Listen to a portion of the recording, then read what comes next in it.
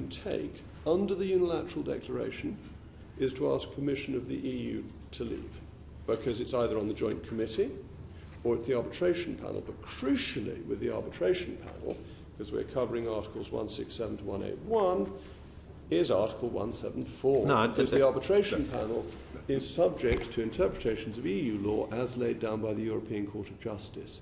And we, in the Unilateral Declaration, are accepting that the only way to get out is with the approval of a arbitration panel that is subject to EU law in matters. No, with respect, Jacob, what you said is the only way to get out is with the approval of the EU. That is not correct.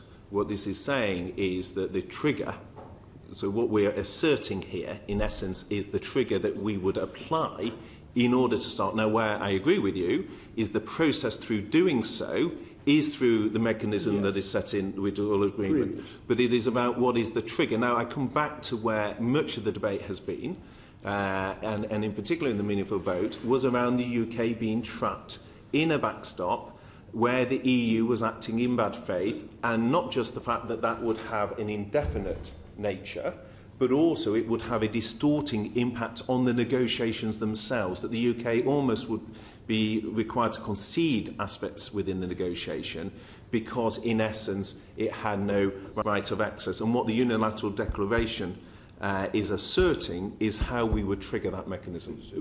But it doesn't mean that mechanism would work. But that's absolutely no change from what was there before. The Unilateral Declaration because it's doesn't add anything, because it simply says we could ask to leave the backstop.